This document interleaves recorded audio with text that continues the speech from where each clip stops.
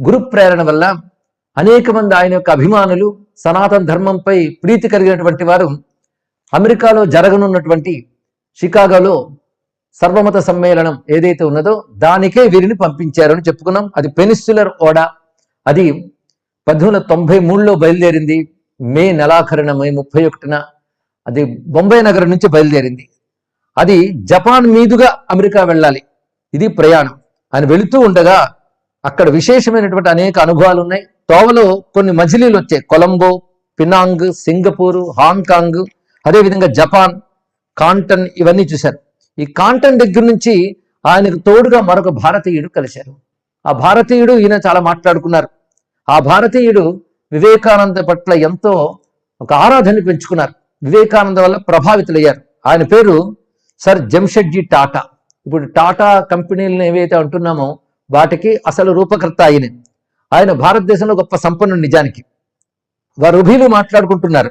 ఆ మాట్లాడుతున్న సమయంలో మీరు ఏ పని మీద వెళ్తున్నారు అంటే జపాన్లో ఒకానొక వస్తువుల కోసం వెళ్తూ ఉన్నాం, అది మన దేశాన్ని దిగుమతి చేయడం కోసం అని. అవేంటంటే ఒక విధమైన అగ్గిపెట్టంట. వెంటనే ఆయన అన్నారు, ఎటువంటి పరిస్థితి ఏర్పడింది, భారతదేశం కొన్ని వస్తువుల కోసం ఇంకా విదేశాల మీద ఆధారపడ్డామా, మనమే ఉత్పత్తి చేయవచ్చు కదా, ఆ పని మీరే చేయవచ్చు కదా అని ప్రేరేపణ చేశారట. ఇదే ఒక గొప్ప పారిశ్రామికవేత్తగా ఒక మహాసంకల్పాన్ని టాటా కలిగించింది. స్వామి వివేకానంద యొక్క ప్రేరణ ఇక్కడ మనం తెలుసుకోవాల్సినది. భారతదేశం ఆధ్యాత్మికమైనటువంటి హృదయంతోనే భౌతికంగా కూడా ఎదగాలి అనేటువంటిది స్వామి వివేకానంద యొక్క గొప్ప సంకల్పం, గొప్ప దర్శనం కూడా.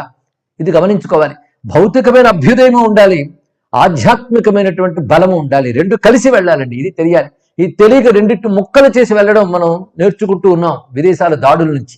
కానీ ఒకప్పుడు భారతదేశంలో ఈ ఆధ్యాత్మిక హృదయం ఉండేది, ధార్మికమైన సంస్కారం ఉండేది, దానితో పాటు వైజ్ఞానికమైన అభ్యుదయం ఉండేది.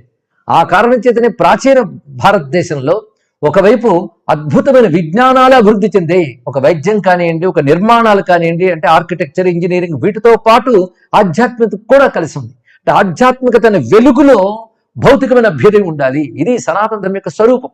కానీ ఇతరుల దాడుల వల్ల, మన నిర్లక్ష్యాల వల్ల అటువంటి ఒకానొక సంస్కారం తెగిపోయింది. ఇప్పుడు స్వామి వివేకానంద ఒక మత ప్రవక్తగా మాత్రమే కాకుండా ఆ మతము కేవలం అన్ని మతాల్లో ఒకటని కాదు, ఒక పరంపర, ఒక సనాతన ధర్మం. అది ఆ సనాతన ధర్మంతో కూడినటువంటి అభ్యుదయం భారతదేశానికి రావాలని కోరుకున్నారు. అది ఈ టాటా ఆ మాటల ద్వారా ప్రభావితులయ్యారు. వీరిద్దరూ కలిసి చాలాసేపు ప్రయాణం చేశారు. అంతేకాదు ఆయన ప్రభావం ఎలా ఉంది అనేటువంటిది తర్వాత టాటా ఆయనకు ఉత్తరం రాస్తారు వివేకానందకి. ఆ ఉత్తరంలో మాటలు ఒక్కసారి తెలుసుకుందాం. జపాన్ నుండి చికాగో దాకా నేను మీతో ప్రయాణం చేసిన విషయం మీరు మరిచిపోరని నేను అనుకుంటాను. అప్పుడు మీరు వ్యక్తపరిచిన భావాలు నా మనస్సులో ఇంకా తాజాగా మెదులుతున్నాయి. భారతీయుల్లో ఏదో తపోమయ జీవితంలో పాల్గొనే ధోరణి మాత్రమే కాకుండా వారు ఆ తపస్సుని మరొక వైపు కూడా మళ్లించాలి. అదేంటంటే విజ్ఞాన అభివృద్ధి. మీరు చెప్పినటువంటి ఆ మాటలు కర్తవ్యంగా భావించి నేను భారతదేశ విజ్ఞాన పరిశోధనా సంస్థ అనే దాంట్లో ప్రణాళికలో మీ భావాల్ని జోడించాలనుకుంటున్నాను. అంటే భారతదేశ విజ్ఞాన పరిశోధనా సంస్థ అంటే ఇండియన్ సైంటిఫిక్ రీసెర్చ్ సెంటర్. దానిలో మీ భావజాలాలతోనే అది అభివృద్ధి చేయాలనుకుంటున్నాను ఉత్తరం రాశారు. దీన్ని బట్టి సర్వతోముఖమైనటువంటి దేశాభివృద్ధిని ఆయన ఎలా ఆకాంక్షిస్తున్నారో మనం గ్రహించవలసినది. అది నేటి యువత తెలుసుకోవాల్సింది. ఇక్కడ అన్ని రకాల అభ్యుదయాలు కావాలండి. ఆధ్యాత్మికత అంటే భౌతికమైన దాన్ని నిరసించడం అనే భావన కొన్ని తరాల క్రితం వాళ్ళకి ఏర్పడడం వల్ల పిల్లలకి ఆ సనాతన ధర్మం ఆధ్యాత్మిక అంటకుండా పెంచారు. దానివల్ల వాళ్ళు విలువలు పోయే. కనుక ధార్మిక ఆధ్యాత్మిక విలువలతో భౌతికమైనటువంటి అభివృద్ధి అనేటువంటి స్వామి వివేకానంద చెప్పినటువంటి మాట అసలు మహర్షుల యొక్క హృదయం ఇది. దాన్ని ఆయన చూపించారు. అంతేకాదు ఆయన జపాన్ మొదలు చూసినప్పుడు ఒక్కసారి ఆయన మనస్సు కలచివేసింది. ఎందుకంటే చాలా చక్కగా అభివృద్ధి సాధించింది జపాన్. అందమైనటువంటి వీధులు, ప్రజల సంస్కారం, వాళ్ళ అభ్యుదయం, పైగా దెబ్బతిన్న దేశం అంత గొప్పదైంది. ఆ విషయాన్ని ఆయన తెలుసుకుని భారతదేశం ఏమిటి ఎదగకుండా ఇలా అయిపోయిందని బాధపడ్డారు.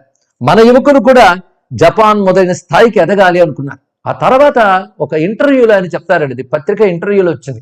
జపాన్ చూసినప్పుడు మీకు ఏమనిపించిందంటే ఒక అద్భుతమైన ప్రగతి సాధించిన దేశం, భారతదేశం ఎప్పుడు అంత అభ్యున్నతిని సాధిస్తుందా అనిపించింది. భారతీయ యువకులు అనవసరపు వ్యర్థ కాలక్షేపాలని, సోమరితనాన్ని విడిచిపెట్టి అంత చైతన్యవంతంగా ఎప్పుడు అవుతారా అనుకుంటున్నాను అన్నారు ఆయన.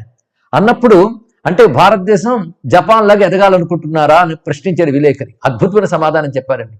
భారతదేశం లాగానే ఎదగాలి అన్నారు. అద్భుతమైన మాట. అంటే ఒక దేశం అభ్యుదయం సాధించిందంటే దాన్ని అనుకరించక్కర్లేదు. తనదైన స్వభావాన్ని కోల్పోకుండా, తనదైన ఔన్నత్యాన్ని, పరంపరలో ఉన్నటువంటి విలువల్ని కోల్పోకుండా భారతదేశం గొప్పది కావాలి అంటే ఎంత స్పష్టమైనటువంటి అవగాహన వారికి ఉన్నదో మనం తెలుసుకోవాలి. ఠక్కున సమాధానం చెప్పినప్పటికీ కూడా పొరపాటు చెప్పనటువంటి గొప్ప వ్యక్తిత్వం వారిది. అది గమనించవలసింది. మొత్తానికి జపాన్లో కోబే నగరంలో పెన్సిలర్ ఓడ అక్కడ ఆగింది. అక్కడి నుంచి దిగి ఎంప్రెస్ ఆఫ్ ఇండియా అనే ఓడలోకి మారారు వారు. అంటే కనెక్టింగ్ షిప్ అనమాట ఇది. దానిలోకి మారి అది అమెరికాలో వ్యాంకోవర్ వైపు ప్రయాణం చేసింది.